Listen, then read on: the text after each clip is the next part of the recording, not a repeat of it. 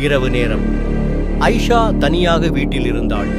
மொபைலில் Instagram scroll செய்து கொண்டிருந்தாள். அப்போது மெல்லிய ஓசை ஒன்று கேட்டது.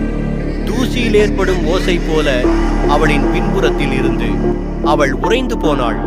மொபைல் ஸ்கிரீனில் அவள் பின்னால் ஒரு நிழல் நகர்வது தெரிந்தது. மனித வெப்பம் எட்டியது.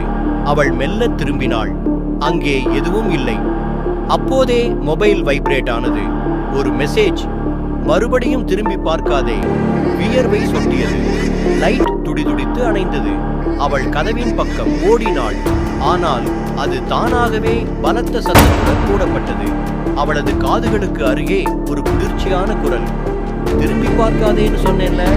அவளது மொபைல் ஸ்கிரீன் கருமையடைந்தது. ஆனால் அந்த ஒலி மட்டும் தொடர்ந்து கொண்டே இருந்தது.